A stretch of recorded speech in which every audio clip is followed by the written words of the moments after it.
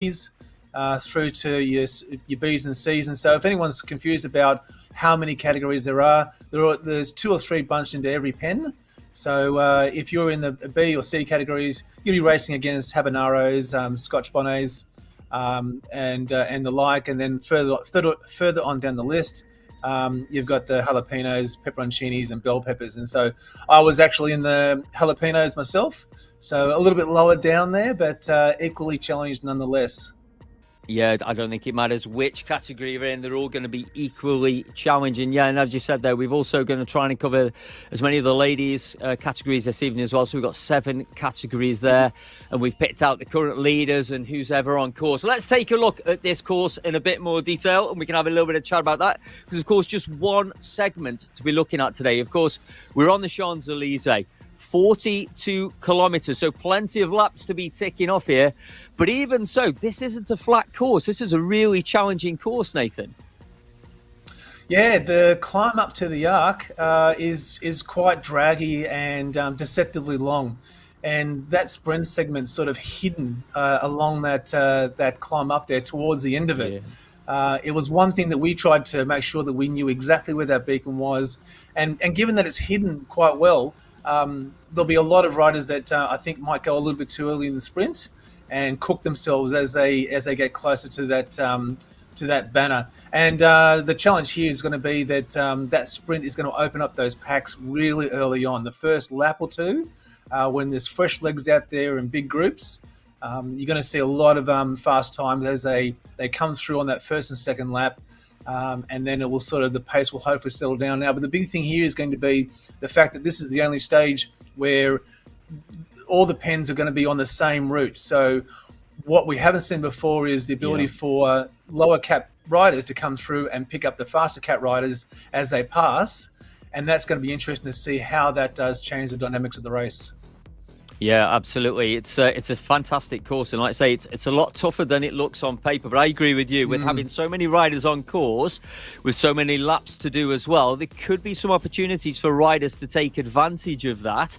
And when, again, we did see that in Yorkshire. You know, some of those lower category chilly heats, utilising the momentum of the other categories who were either in the same pen or they caught later in the course. I think it's a really good observation. Let's take a look at this segment in a little bit more detail, this sprint segment, because it's not long. It's only 150 metres. We've done this plenty of times before in ZRL, Flamme Rouge, plenty of other series. It's a well-used course, but it's that drag that leads up to it. But also, you know, this is all about FTS, Nathan, right? This is all about the fastest through segments to be chasing these points. That's going to be the focus. You and I have already had a look at the leaderboard across most of the categories for this green jersey competition. This is going to be hotly contested, right? Oh, absolutely. And that's the trick here. There's a lot of riders coming into this last stage that are looking to get those points, those last points they need to bump up or take the lead on the green jersey especially. There's going to be lots of riders that are going to be eyeing that off.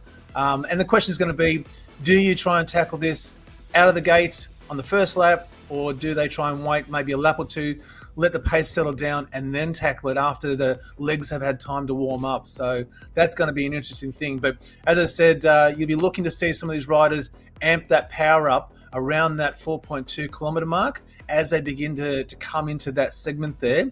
And yeah, you're going to see some really fast times. Yeah, absolutely. And you're right, that marker on the floor is a little bit blind there, so you've got to know the course well. Hopefully they've watched the recons, whether it be mine or whether it be Rob's. Hopefully they've done the research on this course. I think when they're ready, the production team are going to drop us on course with those riders, and we can take a look like right on cue. Thank you, ZMS Esports, for a great production. We are with all 4 categories here, and we can see, Nathan, across all 4 categories, it's Grupo Compacto, as we say. Yeah, so they've all just kicked out of the pens, and there's some big groups too. So there's going to be some fast times. I know in my category, I finished it in an hour and 8 minutes. Obviously, the higher cats are going to be doing that a tad faster, I would think. But yeah, definitely some fast times here. And as you say, the opportunity for groups to regroup as they go through and pick up other riders is going to make a big difference. There's not going to be a lot of single riders just battling this themselves. They'll be able to regroup, pick up some pace, pick up some speed, and keep pushing through this quite quickly. Yeah, absolutely. And we are starting to get to the draggy part of the course now with these A's. Just 3.2 kilometres. Of course, that sprint ban is going to come at kilometre 4.3 of this first lap of Askin. And these guys have come round here pretty quickly. So if in here we have the CAPs, you're going to see that next to the names. That's the Capsaicin. The Dragon's Breath is the DRA. And the Carolina Reaper with the CRP. So you're going to see a mixture of these three categories from the Flamme, Rouge, Racing, Chile rating in this group. It looks like we've got about 30 riders in this group. I can see plenty of Optimum jerseys, Nathan, but we're not getting far now when the rider's going to start to think and where we're going to see, are they going to take advantage? I mean, for me, Nathan, it looks pretty steady at this point for an A category race leading into this. So is it all going to kick off in this next couple of 100 metres? I think you will find that, and that's the trick with this particular sprint segment is the riders that know, and you can see a little bit of power kicking up there with the fire socks, the riders that know will know to wait and save their powder for the last possible moment, because this will be a difficult one. It does climb up to the banner there. It isn't flat, and you're going to see the power start to kick up around the 4.1 kilometre mark. And just looking at some of the times that have already been posted, you know, we're looking at sub 10-second times here, so that's what we're sort of eyeing off, and we'll probably see that very shortly. Yeah, they're going to be approaching the marker on the scene. We could just see the next rider just popped off the bat there, as this Optimum rider is also. It's Bergeland just on the front leading the way in the FRR jersey, but I think we are going to see some of these riders cruise through the rest. Mixture of jersey, and I can see Next, Coalition, Flamme Rouge, Optimum. I can see a level jersey in there currently too. And here we go. There's the marker on the floor. Here we go. The fire socks are lit. Momentum up, and it's Bramall pushing through here. The Dragon's Breath rider pushing this on. From your part of the world there as well. That's some serious pace, isn't it?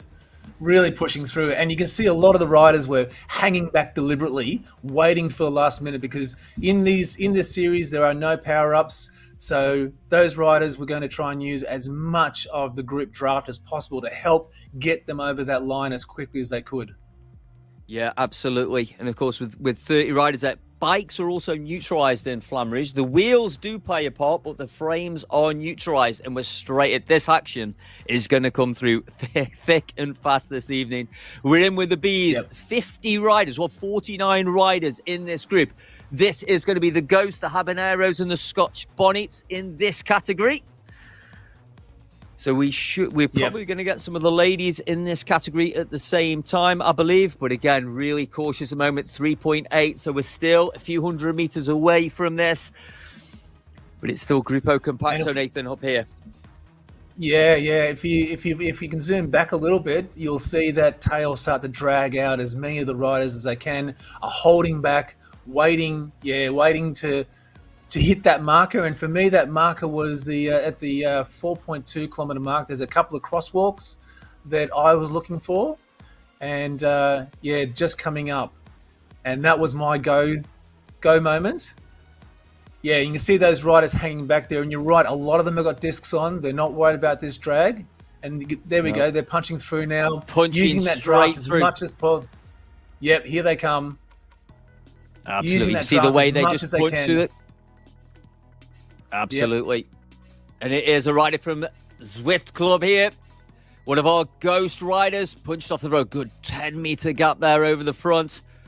But again, it's all about these fastest through times that we're focused on this evening. You can see the group has just stretched it out. If you look at the top right-hand corner of your screens, you're going to see the riders stretched out as we look around the Arc de Triomphe here.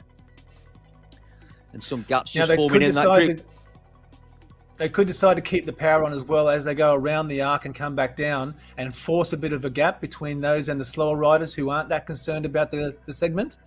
So again, that'll be interesting to watch how many of these smaller groups open up. So we've got C in the... Yep, so we've got Van Roos just off the front here as we're in with the C category. So on this one, we're looking at Cayenne, Jalapeno and Scotch Bonnets. I think we should see in here as well.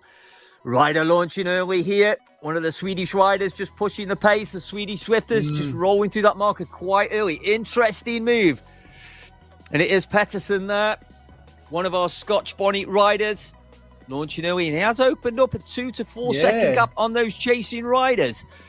But it's these riders here. Here they come. Punching through. Here they come. That's where the speed is there. Quite an early move there from the Swedish Swifters. Swedish Swifters really known for their sprinting ability there and their knowledge when it comes to these sprints. Yeah, certainly. There's some really powerful legs at this point of the race, isn't there?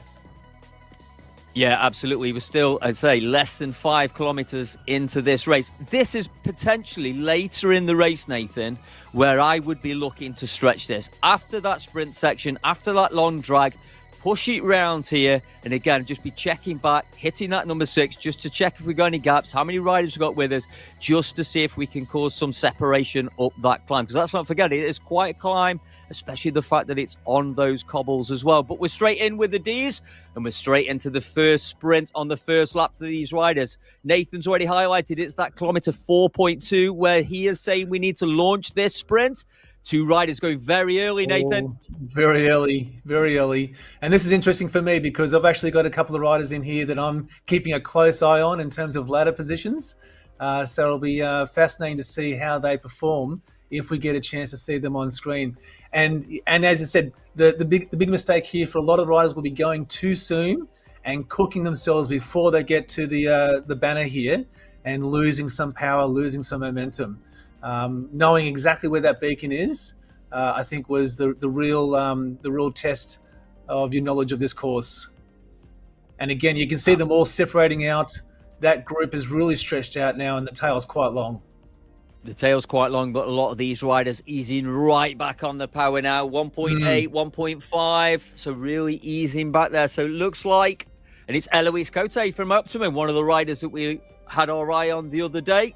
Was in that competition with Veronica Beavers also when we went around Yorkshire just a few days ago. So we will check in on the overall standing of these riders. But great work from the production team there to find Cote again. This Canadian rider had a great ride out in Yorkshire. Just opened up a few seconds gap over on Veronica Beaver. Be interesting just to check back and see where we are with these riders. So again, we're looking at jalapenos, pepperoncini and bell peppers in this D category pen that we're in. And as we say that, Eloise Cote, as stats are on the screen there, so we can look at the power, 171 beats per minute. Go ahead, Nathan.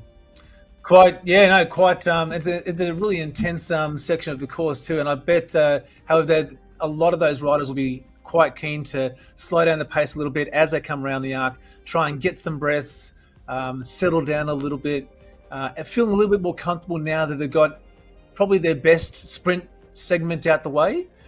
Now they can focus on either pushing the pace, looking at when they might form a break, or regrouping so that they can finish with a good overall time and set themselves up for the best outcome they can on the GC ladders. Yeah, absolutely. And we're going to be checking in on some of these GC ladders. So, Nathan, you mentioned that you won the race this morning as well. Did you also pick up plenty of vital sprint points at the same time? Well, that was the goal. So we engineered that sprint segment so we knew exactly where we had to kick off. In actual fact, I was diagnosing your recon video to know exactly where we had to go. So replaying that over and over again just to make that really clear in my mind about how we had to do this. And it worked out really well. So I clocked up an 11.58 second sprint through there, which wasn't too bad. Now it's a full gas sprint. Yeah, it was really well done. But I think the big thing in my race though was that we had an early breakaway.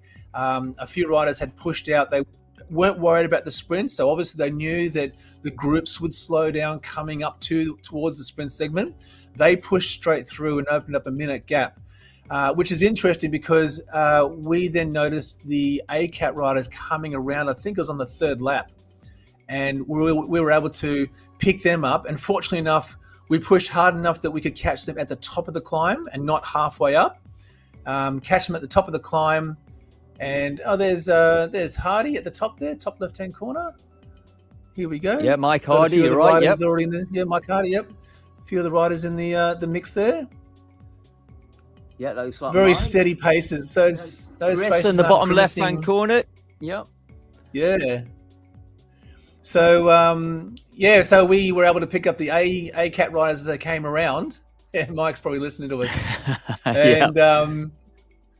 and hook on with them and stay with them for a lap. Now that's why this particular stage is so interesting, because other riders can take that advantage. They can hook onto the B cats or even the C cats as they come around, and use their pace, use their momentum, group up together, and maybe catch some time. So we shut down that minute gap and reversed that into a 20-second deficit as we came past. And that was the moment that set me up for the win. So it's going to be interesting to see in the later stages of this race how that pans out. Yeah, as we've got an Optimum rider launching really early. There's some big names in this group. Marcus Duval, I have seen from Next, powered by Ensure. Asa Fast Burgerland is also in here from Swedish Swifters. I think Adam launched quite early there. You can see he's backed off the pace. He's realised what he's done. Yeah. As we see a couple of riders just roll over the top there. But yeah, riders still pushing, still chasing those fastest through times on that second lap of asking. I'd guess, Nathan, those fastest through times are likely done there. I'm just looking at Chris there on screen from A2R2, who's got the level 100 kit on as well. So clearly a very experienced Swifter. Oh, wow. Knows what he's doing. Yeah, you're right. Going again. Now, what we found in our race was there were a number of riders, and you'd like to think this is not the case in the higher cats, but there were a number of riders that thought that each sprint segment of each lap counted. So I think there might be some riders who are mistaken here, and they're going to try and smash that sprint segment every time they come around.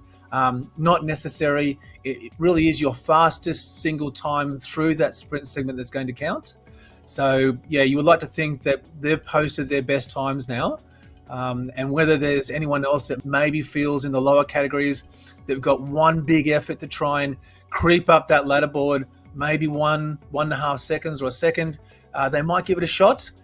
But you'd have to think that at the later stage of the races, those legs after 21 stages are cooked.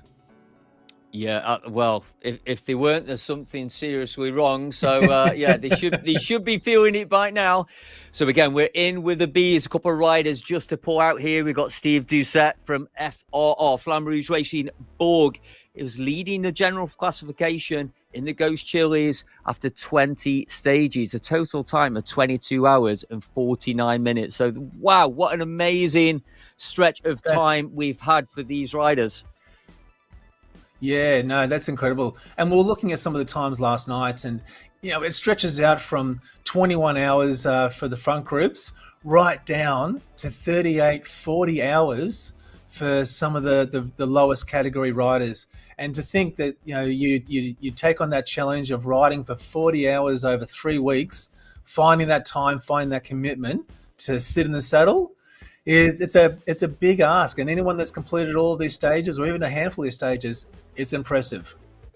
Absolutely. So, yeah, that was for the full tour. If we look at Edition 3 that we're in now, Steve Doucette is also leading Edition 3 with 7 hours and 22 minutes. And it's Stuart Bullock, who we saw from Dirt, who was also 8 hours, 17 minutes total. But E-Gap, because that's the main focus now, only 1 minute, 19 seconds separating those top two riders. And it is Antoine Goujon, should I say, from Valhalla, is sitting third in that category currently. And we're back in with the C's. Riders really stretched out. Look how long this peloton is currently in this C category race. Still a mixture of Chilies in this group. Yeah, they're all starting to string out now. And we're looking at this is the third time up the climb here. There's a lot of tired legs, and knowing that you've got to keep pushing this pace. And, you can see the time in the top left-hand corner there, 300 watts. This isn't, they're not just cruising around. They're having to put some effort in here to either stay on the front or catch up through the back here. And even still, we can see a few riders trying to push that sprint segment again, maybe hoping for a better time. And really, in a lot of these cases where the green jersey ladder, there's only a handful of points, 2, 5, 10 points separating different positions. And I know that having ridden in that similar time slot each stage, you get to know the riders you're riding with. And of course, you've got your own personal little competitions, your own personal battles going on. And so anything you can do to edge up one particular rider, I think a lot of these Zwifters will take advantage of. Yeah, absolutely. So we're looking at the bonnets, and the KNs are in this category that we're on screen at the moment, as they just, again, going to loop around. That was their second time through the sprint, as they're going to loop around the Arc de Triomphe here. Currently, it's quite a big group, this one. 77 riders started the race in this pen. We're going to take a look at some of the... Because, of course, there's multiple categories to look at this. We've already spoke about the sprinters jersey. We've also got the climbers competition across all categories. That's been done and dusted, so we'll take a look at that in a bit more detail as we get deeper into this race also.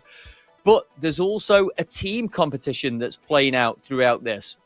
And again, if we look at the mixed teams, if I could just get my screen settled down a bit, we've got Zwift Club there, who are leading by just 34 points over Coalition. And then it's Drafting Dinos with a 21-point deficit to Coalition as it stands currently. So there's all to play for within this team competition also. Yeah, that's right. And certainly seeing the clubs move around and move up that list has been pretty impressive to watch. And just looking at the men's, so we've got Dirt in first place, Zwift Club also in second. So Zwift Club is being super strong in this series. And of course, Coalition there in third as well.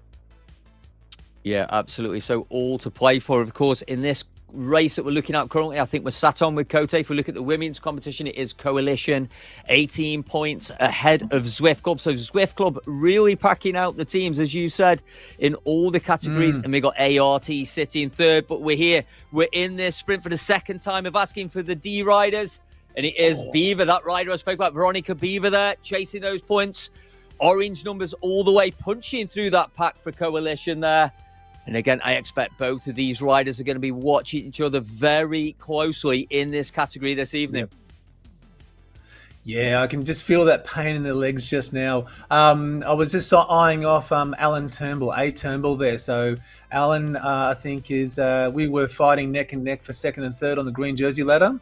And it was good to see him in the race there. And I wonder what time he's done. So we were down to maybe 10 points the difference. And it was this particular stage that I think is helped me to solidify that place. But some of the ladies there, wow, gosh, they've put out amazing times in the sprints. But they're also the ones that are cleaning up on the polka dot jersey as well. Some really fast times up some of these climbs. Yeah, absolutely. And it looks like we've got a couple of riders just continuing to press on, because I'll tell you what, 3.5 watts to kill in a D category race is good numbers to be pushing around there. So these two riders just trying to continue to stretch this group out. And even if you look coming up the other side, there's still plenty of those D yellow icons coming up the other side of this course. It's really strung out, Nathan, going down the other side. Veronica Beavers was really pushing the pace there. Be interesting to see where Eloisa's sitting in this pack. Yeah, look at that line. It's really dragged out, hasn't it? And you'd like to think that some of these riders, especially some of the lighter riders, are going to want to try and push that front group, open up a bit of a gap over the rest of the group, so that they're not going to have to burn themselves every time they come back around for that sprint segment. But it looks like they're starting to group back together. Yeah, just using the effect of that draft and the speed on the descent to get back in there. Yep. If anyone's wondering, just in terms of how long these guys are going to be racing, or these guys and girls are going to be racing for, we're going to be looking for around about an hours of racing for these A category pen. And I think, I'm guessing around about an hour and 15, maybe just sub-hour and 15 for those D category riders. And we are back in with those A riders. And it was Chris, that rider we saw on screen there, pushing a not so comfortable 348 watts on this drag up towards this sprint for the third time of asking. Yeah, so you'll notice now there won't be too many guys trying to really push that sprint segment now. They've locked in their best times, I would suspect. But we can see up ahead we've got 4 other riders from a lower cat. I wonder whether they're going to try and use these the A pen riders to their advantage, hook onto them for that little last part of the climb, and get a bit of a draft effect coming around the arc there. Oh, there we go. Now we've got Absolutely. Adam trying to push through for a crack at the sprint segment again. Yeah, we saw Oh, Adam that's also interesting. doing this before. So interesting, these riders still seeing those fire socks lighting up, and Optimum still continuing to chase these FTS points. I hope they've read the road book, Nathan, and done their homework. Yes, Just bear with us while we try and get absolutely. ourselves back into the race. Great work, production. We're back in with the bees. Yeah, I hope they've done their homework, Nathan. Yeah, they're going to know that this is going to be, a real drag racing up that climb. You're going to have to put in some good high average watts to keep it together, and especially if you're looking for a great time, you can't afford to sort of sit back and then just cruise this one into the finish line. You're going to see a lot of riders still pushing that front as they come up to the arc. They're going to want to keep pushing that, force those gaps open, and hopefully look for other riders coming through, other higher cat riders, and see if they can hang on to those guys to get more of a time break over the rest of the group. Yeah, I think, as you said, it's going to be really interesting here because there's going to be riders literally all over the road from all categories. Yeah. And I think, especially when you start to get some A riders, some B riders, those B riders in particular, if they start to catch some of those A riders who are just dropping off the back, as we're seeing here, because you'll see a couple of red dots in the distance. And again, just utilizing those riders as a bit of a launch pad. Just get 3 or 4 riders around you. Keep working, keep rolling through. It is possible we could see some good time gaps open up on this race. I'd say we are just sat with the Bs currently. I just want to give Monique Verhoff a shout as well, because she is currently leading the Ghost Chilies on the ladies' side with 7 hours and 50 minutes. Rides, of course, for Team NL. I have to be honest, I'm not even sure she's in this particular race, but she should be racing this one or maybe the later ones that take place this evening. But she is currently leading that categorization. We'll take a look at the men's leaderboard on the Ghost Chili side very, very shortly. But just again, a few hundred meters. Third time of asking for these bees, Nathan. Are we going to see any more fire socks lit up? Well, there we go. There's one. You're going to see ones, the riders that are just hanging on now. And they kind of want this to be done as quickly as possible, but I don't think we'll see too many. Oh, we've got we do. I stand corrected. We've got a few pushing through for the front line again, and you can see those two heading off there at the front of the pack. And it really does stretch out the group, and especially for the riders towards the back of the group who are already on the rivet. They're in that red zone. Seeing those riders push off the front just makes this so much more difficult. For a simple course, it really is quite technical. Yeah, it's a really tough course. You and I have raced this on many, many occasions. It's a super hard course, and particularly because for a Zwift race, this is reasonably long. Looking an hour to an hour and 15 minutes, 42 kilometers around this is not easy. So you look how stretched out this B category is currently. This group is going to get smaller and smaller the deeper we get into this race. We're not even halfway through the race at this point, Nathan, and we're already seeing these group of riders spread quite a way around the Arc de Triomphe here. Yeah, you can see the ones are really fighting to get back into that group as they come around the arc where it flattens out. Because I know that as you hit that, start to hit that descent, if you're dangling off the back, there's a good chance you could get dropped, and that's the last thing you want at this stage of the race. Yeah, if you've not held around the top and you've got to chase down the other side, you're going to be breathing deep, the legs are going to be screaming, and if it's a big, if you've got 20, 30 riders in front of you, there's a good chance you're not getting back on. When we're in with the C's currently, and again, great work by the production team because we're straight back in with this sprint, so we're just action after action through these sprint segments here. Still quite a good group here, though. This is still quite a few riders in here, not quite stretched out as we saw with the B riders, but there's more riders that we could be drafting off. And again, riders still punching through. Look at those arrows, those fire socks go. Yeah, that's incredible, isn't it? Italian rider just launching off the front there. Really, there's a lot of effort still being put into these sprints. Where they're getting that energy from, I've got no idea. I was happy to do 1 or 2 efforts off the front, and that was it for me. But you can certainly see that whole group is stretching out. You'll have some riders on the back there fighting and to get back into that group before they hit the arc, before it flattens out. Because I think you'll see a few of those riders keep that pace on at the front there. They're going to keep pushing around that arc and hopefully force a gap into this group because it is so big. Yeah, absolutely. Just looking at the Scotch bonnets there, it's Jay Ketelas from Wahoo Lecole there, who is leading the sprint competition at the moment. Robert Schubel from Drafting Dinos is sitting second, and Eduardo Akio Segoya is sitting third in that sprint competition at the moment. And we're straight in with the Ds. A little bit further to go until they reach that sprint segment, but you can see the Arc de Triomphe there in the distance. And again, on that last lap, let's not forget, we've got that little ramp out to the Plaza de la Concorde that we've got to think about too. But it's a long way to go yet. A good 40 to 45 minutes of racing yet to be done before we get to that point. Your category, Nathan, remind me, was the jalapenos, right? That's right, yes, in the deep end. And we didn't have as many riders as I'm seeing here. We've got, 88 riders. Well, 88 riders have started in the pen. It's whittled down a little bit, I would suspect, but it certainly is some good numbers still here. And we can see a couple of riders just off the front of that who are going to get picked up. There's a couple of, C pen riders. So I think they're probably going to jump in with these guys. And that group's going to grow just a little bit as they come through.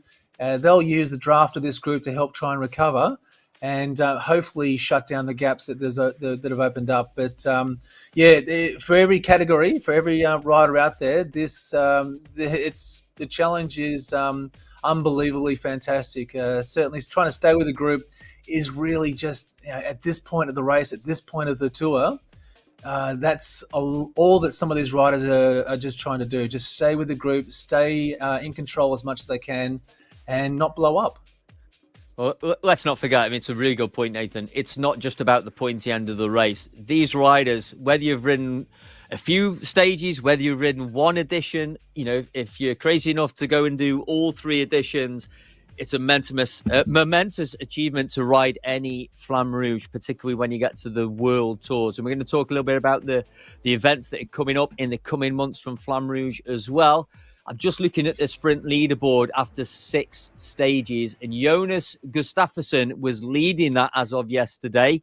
You, Nathan, was sat second, and Alan Turnbull's Z-Son was closely behind you, sitting in third. So a really tight competition in this sprint competition in this category.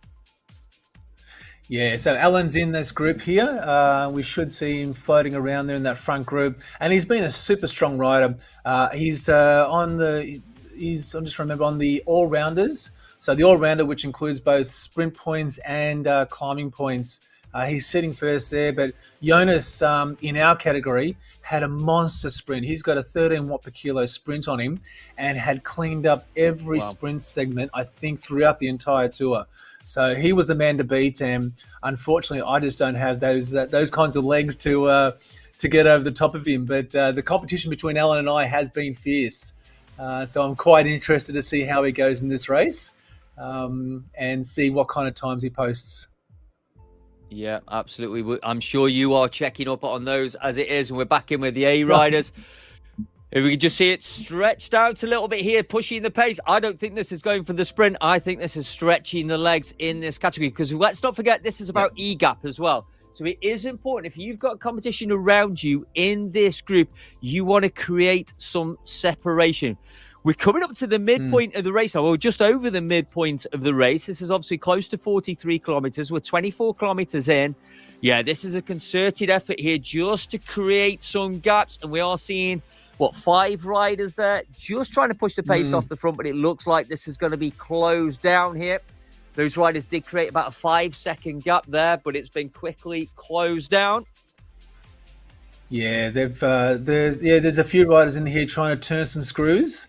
And I think those back markers there recognise that you can't let a handful of riders on the front get away at this point of the route. You really need to be on that front group to make sure that you get as much recovery as you can coming around that arc, so you can reset again for the next time around. Certainly, but you're right. I think you're right, Si. There's a lot of riders in here who do want to force those gaps. They are looking for the best possible times they can get. And at this point, at the pointy end of some of these categories, they're super focused on just doing just that. I tell you what, Nathan, I need to check where Optimum. Every category so far, Optimum have been packing out. You know, that's the yellow and blue numbers that we can see. Let's take a look at some of these faces here and some of these paid caves. Mike there, top left again, bib shorts on, looking lean. I was going to say he's listening to the tunes, but I think he's also got us in the ear, Nathan, unfortunately. So come on, Mike. Keep pushing those watts, keep turning those pedals, pushing that pace. Cheering them out. I would love to know what some of these strategies are coming into this, especially at the higher end there, where they think they're going to be able to push and make some of these, game-changing moves, because really that's what it's going to come down to. Because the route is so, well, when I say so flat, it's not entirely flat, but they're going to be looking for any point in the race where they can force a change, force a break, maybe work out a team strategy where you've got 2 or 3 riders that can push off the front and leave the other team members to sort of hold back the group if they can. And I think you'll find as we get into the 5th and 6th laps, we'll see a lot more jockeying of positions on the front as they know that they're nearing the end of this. Yeah, absolutely. And it is that Team Zwift Club again from GHT pushing the pace. Just getting swamped by the B group here. And again, I think that was just a couple of other riders from other categories just being picked up there by this B group. And it is Steve, a Canadian there, from the Ghost Chilies, just on the front, pushing the pace. Just getting picked up by Habaneros, Ghost Chilies. But this group has definitely reduced down here. Yeah, it's really dialed back, hasn't it? But I think as a Ghost rider, you'd be happy to jump in there and try and get some much-needed rest. But as I said before, it was really about, for me in my race, we recognised that a faster group was coming around, and if you can place yourself at the right point of the map to pick them up or use them as they come around, you can really reverse what can be a bit of a gap into a lead. So jumping onto a group as they come past is going to be tough because the legs are screaming right now, but if you can do it, it can be a real game changer. Yeah, absolutely. See Manon there in chat. Thank you, Manon. And indeed, we've got to give Linny O'Rourke a shout. She's also in the Jalapenos. Great member of the community there. Always got great chat as well. So massive shout out to Linny O'Rourke. Appreciate that. I tell you what I'm looking for in this B category. Steve Duchette. Have you seen him in this group? But he's a rider we've got to be watching because he's leading the race currently. And I think he was definitely down to start, but I've not seen his name. Maybe he's just hiding, sitting in, playing it cool at the moment. We'll keep an eye out for Steve if we can see him in this group. I've just done a quick search on Zwift Power, and no, he doesn't appear to be live in this race. So keeping his cards close to the chest maybe until that final race of the day. And don't forget, we've still got another 3 time zones to play out after this one. So even if we've got, this is by far the biggest group, I think, of the time zones, there's going to be a lot of riders that are very anxious. There's Rob Van Roost. So he's on the top end of the leaderboards in KN. You're going to have a lot of riders on tenterhooks as they finish this race, watching, refreshing, looking at the stats to see how the other times and the other races go, and see what kind of times that some of their competitors are putting out. Absolutely. Just looking on the screen, I can see Bollen as well with that Belgian flag. I do believe he has led this edition from start to finish. So Bollen there, sit close to the front from Sisu, I think he is, if I remember rightly, Bollen. Sisu, that's correct. Yep. He's doing quite well. Just looking at some of his power numbers, averaging 3.3 watts per kilo. After so many kilometers, after so many stages, to still be pushing those sorts of numbers is pretty impressive. Absolutely. I'm just looking down the list currently, and all these riders so far averaging 3.2, 3.3, 3.4 watts a kilo on this race. And as you said, doing that after the stages and the hours all these riders have been putting in over the last couple of weeks or this week alone is absolutely tremendous. And again, some riders just continuing to push the pace, just stretching out this category at the moment. You've got Jens Luckerhoff there at the front, Mike. Spenenberg from Coalition, Peter Sells from Herd also in here. Bolin, we've already mentioned Bolin there from Sisu. Who else we got to look out for? Jamie certainly. Bishop from SRT, Lloyd Griffin from ART. I know ART have also had a shout out in chat, so a big shout out to all the ART riders. And we're back in with the D category now. Just coming up to that sprint again. Nathan, I'm not expecting anything to happen on this sprint now. No, you'd expect this group just to be sort of staying together. There could be a few riders at the front that just want to make sure that everyone else is being honest. And you'll see them, if they're still feeling okay, they'll be pushing that power a little bit, but we won't see the numbers we saw earlier on in the first lap or the second lap. There's still 33 riders in this group that are all vying for a great time. Of course, hanging on the back there, maybe trying to maximize that draft as much as they can. There's a slight downhill as you come through here.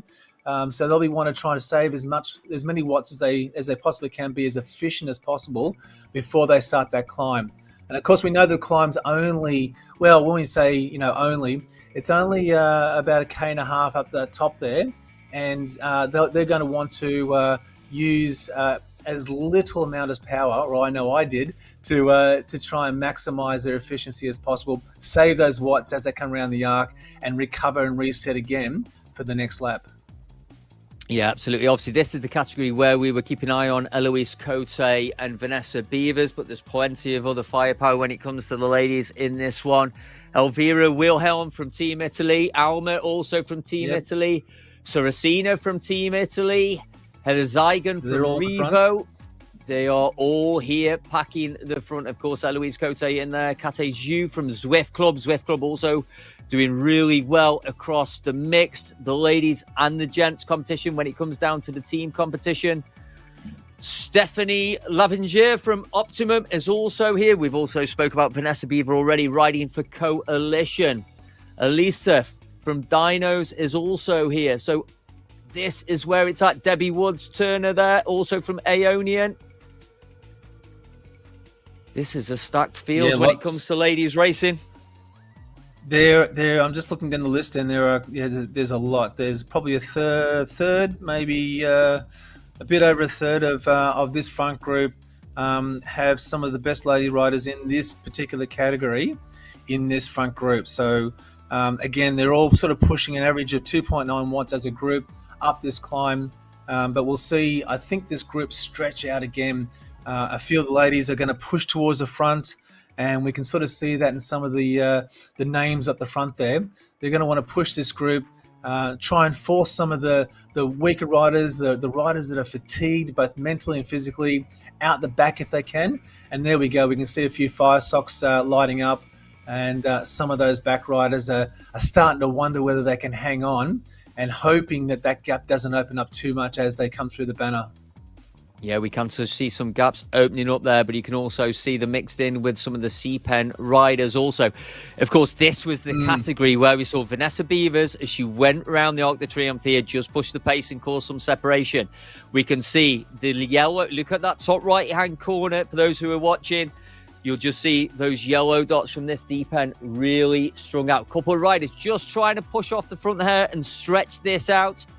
So again, plenty of action, as we've seen week in, day out with this Flamme Rouge racing. It's this pen where we have seen the action unfold. And it is that those rider numbers again, there. Nathan, it's Beavers on the front. Yeah, Vanessa is doing such a great job. Really just taking this, pushing as hard as she can around that arc, knowing that the other riders, all their legs are burning. She's going to want to use that to advantage, come around the arc and then hit that downhill. And who is with her there? There's Katie, another Scotch bonnet rider. Oh yeah, from Zwift Club. Hopefully they'll hook in together. Maybe they'll take the front together and really turn the screws to the riders that are in towards the back of the group. And Zwift Club's coming through now. Quite a few of the riders there, and Aero as well. Yeah, closing that down, absolutely. And thank you for the comment on Facebook about the full Tories. Let's go through that. We've got 13 full tourists in the Capsaicins, the Dragons 22, CRP 23, Ghost Chili's 38, Habaneros 44 full tourists. I'm talking about the men right now. Habaneros 44, Scotch Bonnet 63, Cayennes 47, Jalapenos 36. My co-host is one of those. The Pepperoncinis 12 and the Bell Peppers 2. In terms of the ladies, again, we got full tourists across all 7 ratings here. So we got 1 Ghost, 5 Habaneros, 4 Scotch Bonnets, 13 Cayennes, 12 Jalapenos, Pepperoncinis 11 and Bell Peppers 3. So plenty of full tourists out there. Fantastic. I'm just going to check how many full tourists we had, Nathan. Can you remember? I think it was 300 men and 49 women. Is that right? I think that's correct. Yes, I'm just looking at those figures now. I put you under pressure there. Yeah, that's right. So 300 out of 1,589 and 49 women out of 278. So this whole tour has been a war of attrition for lots of riders just to be able to click off all the stages. It really is impressive to see how many people have joined in this. It's been a fantastic series, and for one of the most difficult series on Zwift at the moment, it's great to see such awesome numbers. No, absolutely. I know we're just cruising with the A's at the moment, but I've got to come back to that ladies' race there in the Scotch Bonnets, because I've just realised what the time gap is between Vanessa Beaver and Eloise Cote for the general classification according to EGAP. 0 minutes, 0 seconds. And it's that rider, Katrina Junkers, that we saw in there from Zwift Club, just 1 minute 24 back. This is why Vanessa Beavers is trying to push the pace on this final stage. This has got to be the one to ask. There's 0 seconds between those 2 riders at this point. So this is where the race is going to be at. That's incredible. I'm looking at that now, actually. I want to Imagine check out those stats. 8 hours of riding, and there's nothing separating these 2 riders. Even if I look at the general classification, not using EGAP with the least time, I think that's also a minute. So whether these 2 ladies have, sort of tracked each other stage to stage would be really interesting. Let me just run through the rest of that category, though. We've got Katrina Junkers, as I've said, in 3rd. Debbie Woods-Turner, that rider from Aeonian that I spoke about, in 4th. Christina Miller from Coalition sitting 5th. Janine Kirstein, I think it is, from Kirschmeyer Racing, sitting in 6th. And then Daphne there from Dirt, it's sitting in 7th. But it's Eloise Cote, should I say, and Vanessa Beaver, where I say this is where the race is going to be up between these 2 riders. Yeah, that's so impressive. I mean, when you put it that way, Si, it's after all this time, after all this racing, and it's coming down to seconds, and in the last stage too. So they're going to be fighting tooth and nail for any advantage they can get, and whether that's sort of sitting in the group, trying to be as efficient as you possibly can with your watts, or pushing the front and forcing gaps. It's going to be great to watch how this plays out over the last couple of laps. Yeah, absolutely. So a couple more laps to go there. We're going to take a look at the A riders in just a second as well, and who's leading that. So again, there's plenty of riders that we saw, plenty of big hitters in here. So here we are with the A's. And again, it still looks like a reasonably sized group here. Let's just have a look at what the GC is looking like here. It's that rider who always turns up when it comes to Flamme Rouge Racing, Rinus Verhaale from Abus Synergy, who is currently sitting top of the table, but by 39 seconds over Pedersen. We watched Pedersen race in Yorkshire the other night. I've not seen him down here at the moment. So again, he may just be waiting until later in the evening. And we have seen that before, Nathan. When we get to this final day of these big tours with Flamme Rouge Racing, the riders waiting until the very last minute so they know what they've got to do to win this competition. And it's Kieran Moe just to round out that top 3 from Valhalla, just 1 minute and 5 seconds back also. And you can see these riders just overtaking some of this deep end ride as well. And this, again, it's another time where you have to be really careful. You don't want to be wasting too much energy just because you didn't punch through that group at the right time. Yep. So I wonder now how many of those DCAT riders may have tried to hook onto these guys as they came through. And you can see there's a couple maybe trying to make a break and bridge across to them to get to try and jump on their tail, get as much of that draft as possible as they can.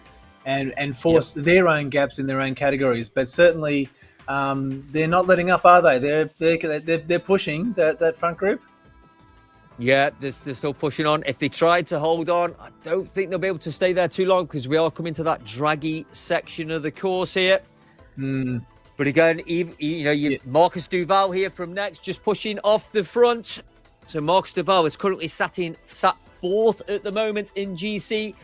This time around, he's riding for one of the Flamme Rouge teams, the Legion team this time.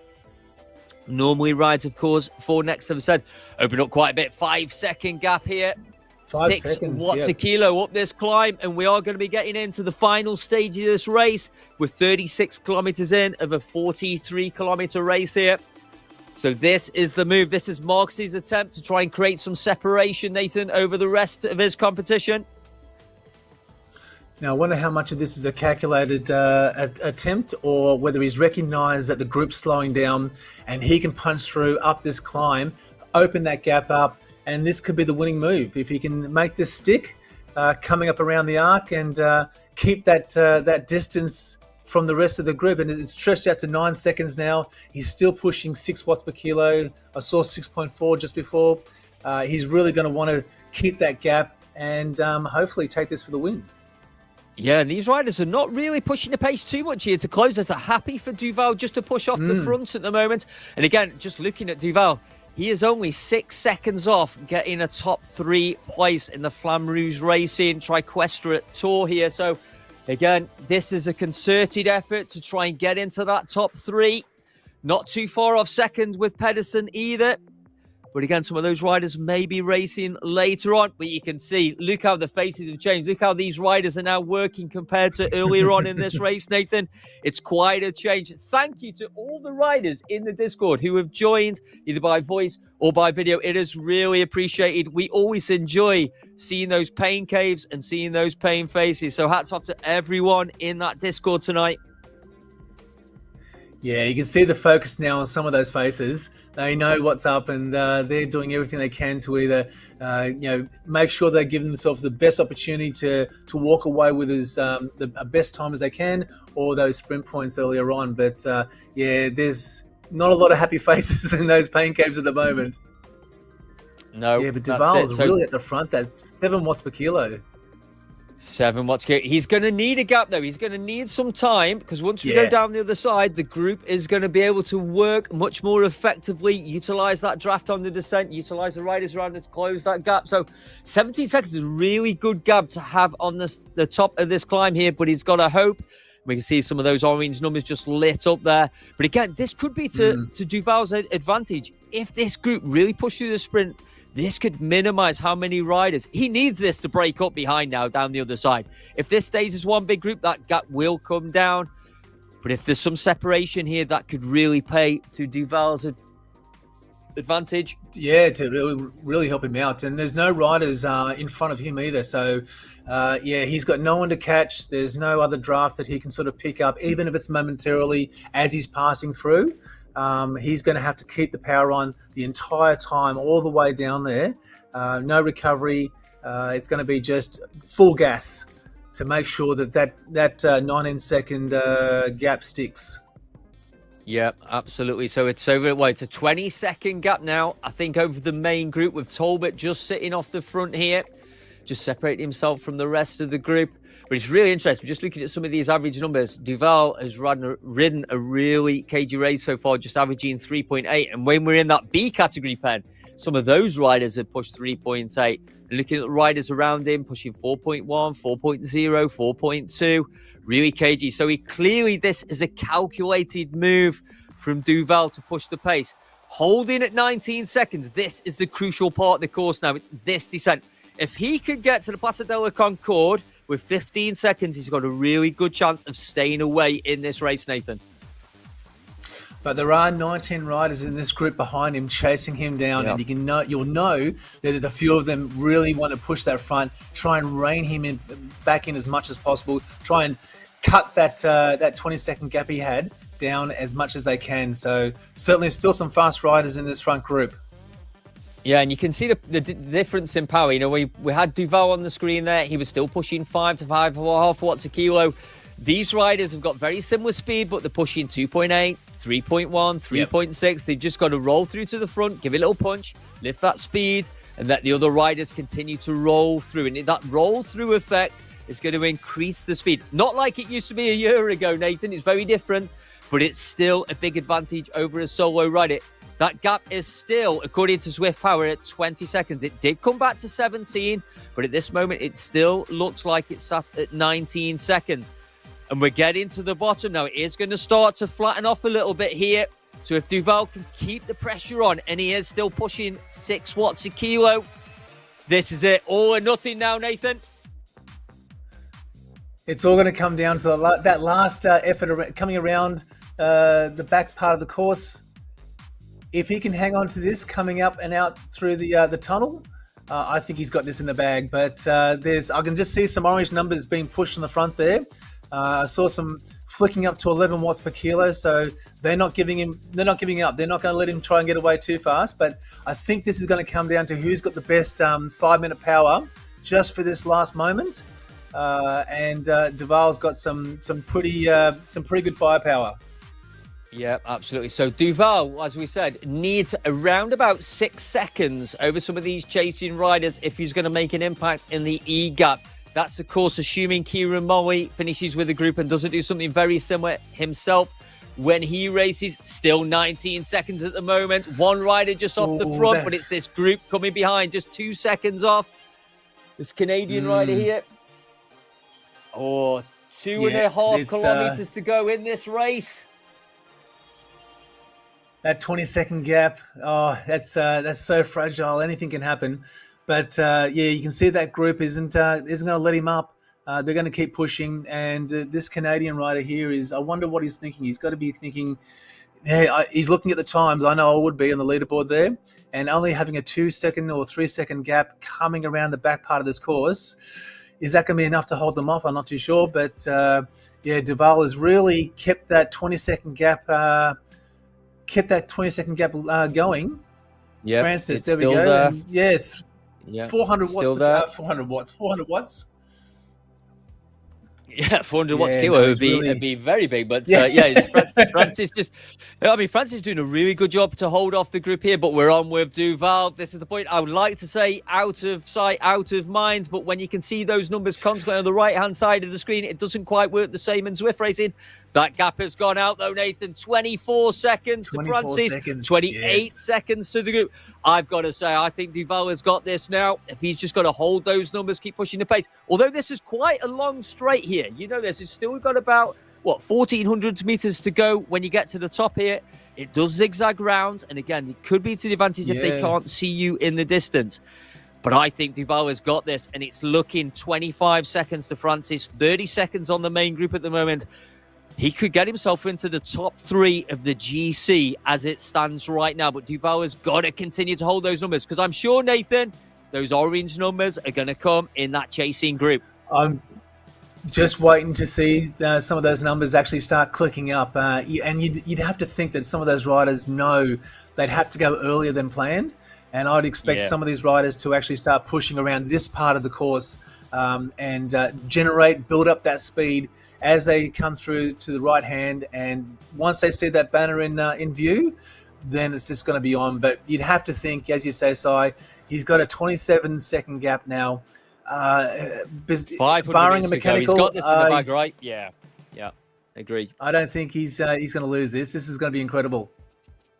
Yeah, it's just a matter of how much time. Yeah, it's still there. 5.5 watts a kilo. Marcus knew what he was doing in terms of numbers. He knows what he's got in his locker. And he's put it to good pay. This was a tactical great move from Marcus Duval. Riding for next. Today he's riding for FRR Legion, a composite team. They're doing a great job for himself and the teammates here. This could be the move that puts Duval into the top 3 for sure. Maybe even second. That depends on how Pedersen races. Here comes the chase. It'll be interesting to see that gap now. Here we go. The orange numbers, they've all lit up. Look at that. Yeah, the fire socks are there. Pushing 13 watts per kilo. Really trying to dig as deep as they can. Pushing through to that banner. Oh, it's going to be close right on the line there. And it was Ziegler, I think, Ooh. just held on for second, Yeah, but I he was think he just about just to got get it. rolled on the lines. Just got it there. Yeah. Another 5 or 10 Hopefully we meters, and can... he may have lost that.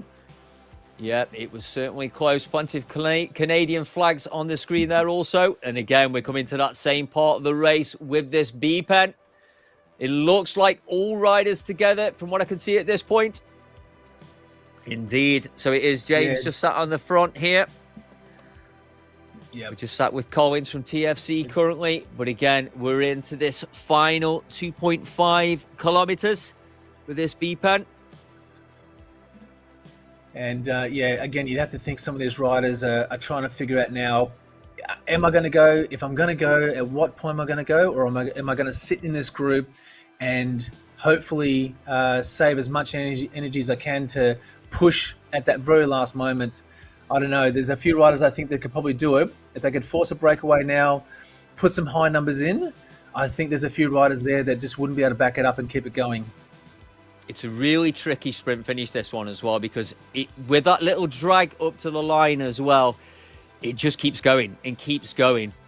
So thank you to, again, everyone in YouTube. Quick comment there. Great job. Thank you, Christopher Schwenker, my co-host on my podcast, which is the Virtual Velo podcast. We've just put a show out, actually. So thank you, Chris, for giving me the reminder to give that a plug. But we spoke to, of course, Ollie Jones and Lionel Vujasan, both of Coalition Alpha. So if you've not heard it yet, take a listen. We're not as frequent as in the drops with you guys every week, but we try and get one out every couple of weeks. Of course, we cover all platforms and all things cycling esports. But here we are. We're dropping down. We're going to kick up the other side. Is anyone going to take an early flyer? I don't know. These B riders tend to be pretty cagey and leave it to the last minute. Yeah. He is. Orange numbers already as he kicks out the other side, Kellinger. Yeah, he's really going to try and push this. Look at this. There we go. 8 watts per kilo coming out. I think he might even try and pick up a bit of the draft of this front group in front of them. But he's going to have to keep the power on to get through these guys. Yeah, and not get caught up here. But certainly there'll be a few C-grade riders. Yep. I was just going to say, this is one of the areas where you've got to be careful, particularly in this final sprint. If you're off the back trying to utilise that draft and punch through the last minute, when you punch through a group like that, you've got to be really careful with this final sprint. But it's a big group here. This is going to be a fast, hard sprint. Who is going to show their cards first? Who is going to make that first move? Are they going to be able to hold it to line? It's all going to play out in the next minute, I would say. We're almost there. These guys, I mean, I said the A's would roll round in about an hour. These guys are an hour of racing and 39 seconds currently. So I was close, but it just shows that these B riders have certainly pushed the pace throughout, but it's also a big group, Nathan. We're almost there. Do you want to talk us and take us to the line? Yep, so they're going to be pushing through right round to that right-hand corner. And for me, that's the go mark. When you hit that right corner, as you come around and you see the rest of the road in front of you, the banner there, the numbers are going to start to light up. So, we're going to see a bunch of the riders. There's news from Giant CC. He's one of my ex-teammates, doing a fantastic job there and pushing the front. Tiago, no, he's not going to do it. There we go. Their numbers are starting to kick up now. Look at that, pushing through to the front there. News is right on the front. Look at that. Look at some of those numbers there. He's pushing out 13 watts per kilo, 14 watts per kilo. Can't quite hold it. And Fritz, I think, has got that one. Yep, third or fourth, I think, there for news. But clearly an experienced rider because was also donning that infamous Flamme Rouge racing jersey. Just to say, tomorrow evening at 6 p.m. GMT UK time, we will be closing the Flamme Rouge Racing store. That's where you're going to find your jerseys, your shorts. We've got a green jersey, red jersey. I think there's black and red and black. Hoodies, T-shirt, all your Flamme Rouge merchandise. So should you want those, then that is your last opportunity to order those for this particular tour. Again, we probably will open the store again on the next tour. But again, anything casual gear, we will ship that out straight away. But then we will basically, as of Monday, the cycling, clothing, indoor and outdoor jerseys will go into full production. We're in the C category and we're approaching, again, the final kilometre. Just 1 kilometre to go from this point. And then we've got this sort of snaking round that we do as we get up to the finish line. flat at the moment, but it does kick up in this last little bit. But again, it's quite a big group here, but with a lot of riders started. 77 riders started in this pen. There certainly isn't 77 riders here right now. We're probably looking closer to 30, maybe less. Yeah, they're certainly dialed down, haven't they? There's a lot of tired legs out there, that's for sure. And that group is still sort of around that 26 numbers. So we're going to see them start to amp up that power as they come around the right-hander, just up ahead here. And I'm looking to see who. So Dinos in the front there. We've got Bell as well. So Wingman. Looking to see who's going to fire first, who's got the orange numbers. And there we go. From the back, we've got a couple of riders already firing up, pushing through to the front there, pushing through to the banner. And look at that. Oh, God. That power. This is a long sprint. Yeah, Jamie pushing the pace. Looks like Jamie's going to hold this to the line. He's going to get this one. It is. Absolutely. Jamie riding really well. Thank you for Ziegler in the chat as well. Compliments on the commentary. Will we compliment you on the racing, sir? Great job. This is the race. Here we are. This is the one I was looking forward to. Where is Eloise Cote? We can see Vanessa Beavers just looking down that list on the right-hand side of the screen. Yeah, Beavers on the front. Turner's also there. I'm not seeing Cote in that group as it stands. We need to have a look. Where is Cote? But this is where the race is at. Man, these two riders separated by 0 minutes, 0 seconds before today's race. So this is really what we've got to focus on. Thank you for the production team trying to find these riders for us. Cote's there? Yeah, definitely in that group. So we should see. I can see her in the group. I can't see her on the screen just yet, but I'm sure she's going to make herself known pretty quickly. Yeah, both riders look like they've got some teammates around them because Cote riding for Optimum and Vanessa Beavers riding for Coalition. And it is one of the dynos just on the front there, pushing the pace. Currently, I've just seen Cote there, that Canadian flag right in the centre of the screen. Maybe 3 to 4 riders back at the moment. In fact, just drifting through to the front. This is going to be a tremendous finish. So Beavers also sat on the front here. So these riders still marking each other. Yeah, and Vanessa's done a fantastic job. I mean, she's been averaging 3.2 watts per kilo.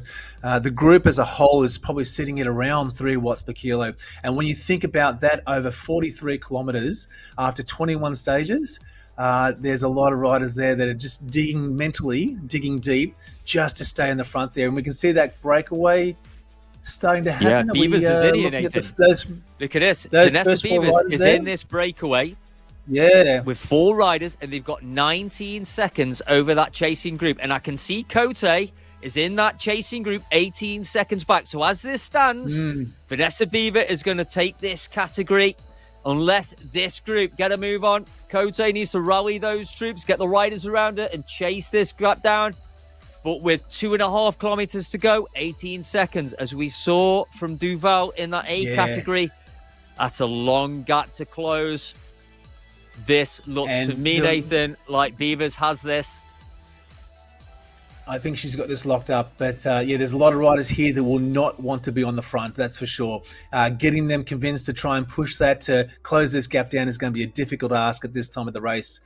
But, we've got Turner there, Beaver, and Woods. Yeah, Woods, Turner as well. Yeah. So I'm sure that they're going to be able to hold this. Unless that front group, that chasing group, can really put some power around this back part of the course, you'd have to think that Vanessa's got this one in the bag. Yeah, that's it. And we saw in earlier laps, Vanessa that was going around the Arc de Triomphe there, pushing the pace, trying to cause that separation. And it looks like that's what she did on that last lap. She's applied that pressure. She's opened a gap. Maybe she did it lap before because I think we missed that. But she is there with these 4 riders continuing to push. Looks like these riders continuing to work really well together here. That gap is still 18-19 seconds. Here we go. Someone's actually trying to go early on this one. And as you said before, even with 1,400 kilometers to go. Yeah. And Yeah, Debbie Woods, and I've 14. ridden against Debbie Woods a few times there, and she's such a strong rider as well. I wonder what she's thinking. I think maybe she's wondering if this other rider's gone a bit too early and might actually not have the legs to carry it through to the finish. But Vanessa Yeah, is not absolutely. fast. She's just sitting there in the third wheel, just waiting and watching Debbie, I suspect, to see what she's going to do. Yeah, absolutely. Happy there. Vanessa's job is done. That time gap has been opened up on Eloise Cote. So just happy to sit amongst these three riders at the moment. But yes, we are getting closer and closer to this finish line with just a few hundred meters to go now, 600 meters or so to go to this finish line. And again, I wonder if Beavers was getting some help from Debbie Woods Turner there as a fellow Canadian. Turner just rolls through to the front. Yeah. Yep. I think they're happy to let this one play out as it is.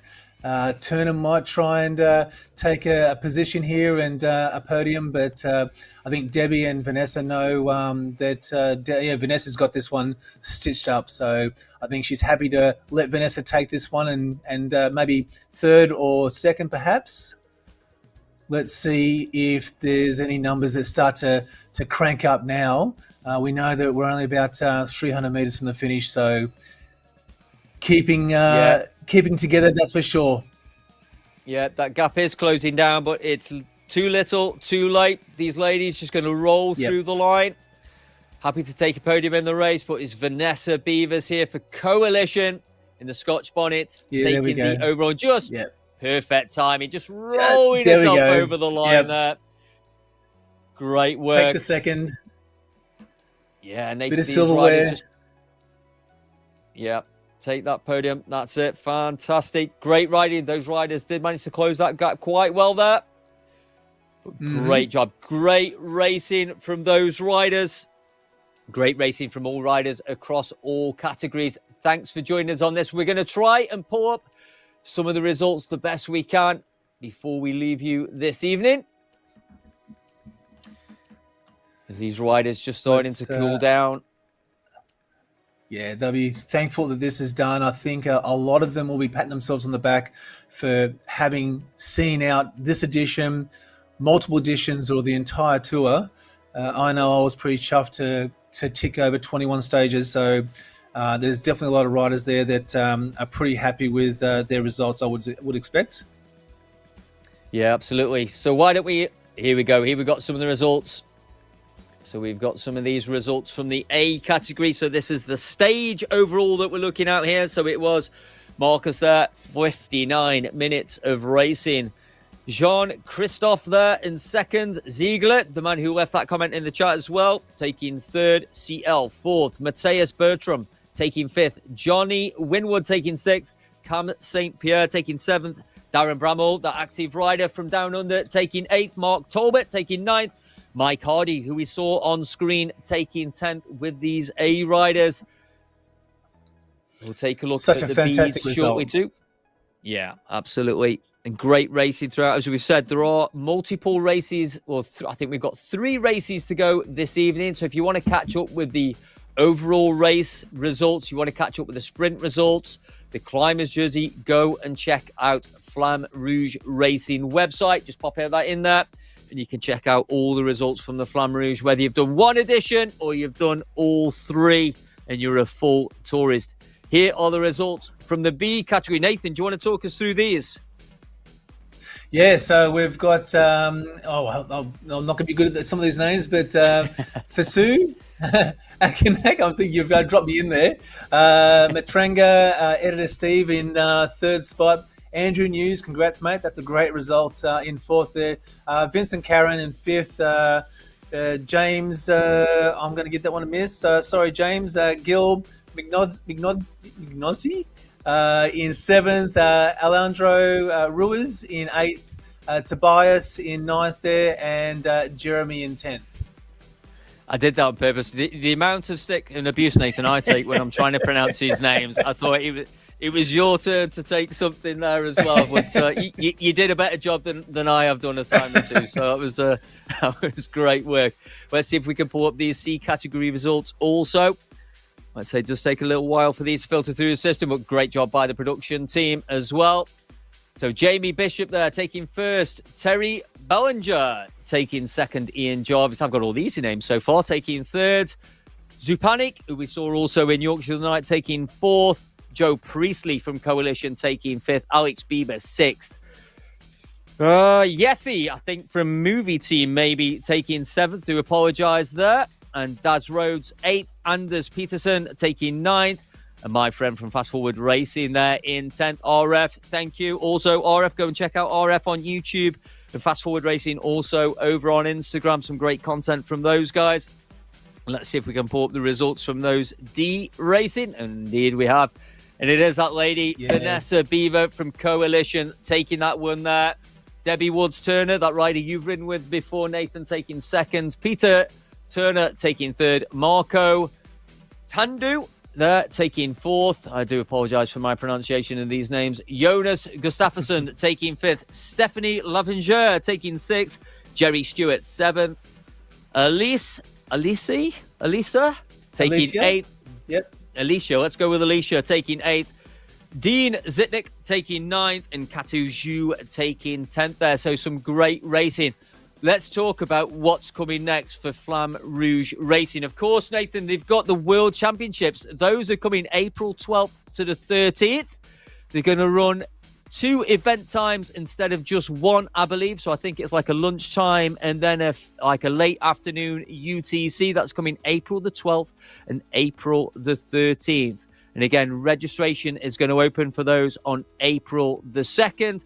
And then, of course, there's this charity event, Nathan, that the Flamme Rouge Racing are doing. And Richard asked me if I was going to be taking part in this charity event. I'm going to ask you the question. Are you going to be taking part? Are you going to contribute to this charity event? I'm going to put you on the spot, so I don't know how you can say no to that, Nathan. Yeah.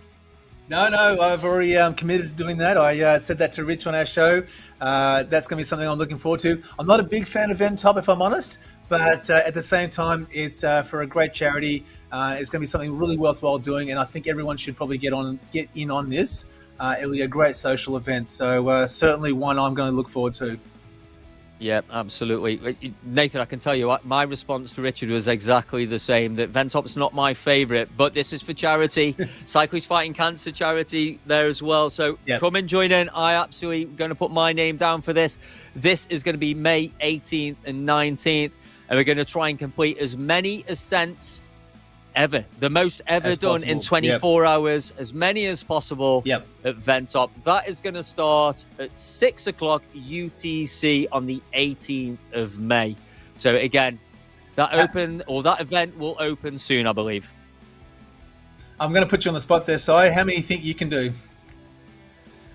How many I think I can do, how many I want to do are quite different. I don't know. I am Nathan. I've been talking about doing a virtual Everest for about 4 years, and every year I say, right, the start of winter, once I've gone back indoors, that's what I'm going to do. But maybe this is not the opportunity, but I'd need some training before then. Maybe I'll have to see when the holidays are booked with Mrs. Bradeley, but I'll get a few in. I'll put my down at least for 4 or 5 hours, and then we'll see how it plays out from there.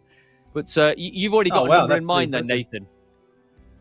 I think I want to try for 3 if I can. If I can get 3 out in the one session, then that'll be pretty impressive. But getting and doing one though is going to be just as good. And for all the other riders out there that are interested in trying this out, if you haven't done Ventop for the first time, come and have a go at it. It's a great climb. It's a long climb. I'm not going to lie, it's going to be difficult, but it's for a great cause. So definitely get your riding socks on and have a go. Yeah, I think we've also got to say a massive thank you to Richard and Lee Wild, of course, for organising such great racing with Flamme Rouge Racing.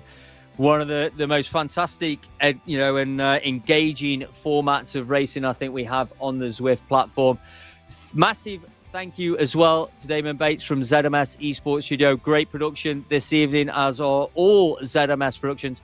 Don't forget to go and check out levelvelo.cc for that Flamme Rouge Racing kit. If you're a full tourist, or whether you've just done one edition, I think you deserve to treat yourself, of course, to a jersey or even just a t-shirt to celebrate the fact that you've just completed 21 stages of the Twiquetre. This man next to me has been Nathan Craig. I've been Simon Bradeley. Thank you for joining me on this Flamme Rouge ZMS Esports broadcast, and we'll see you soon for more esports racing. Thanks very much.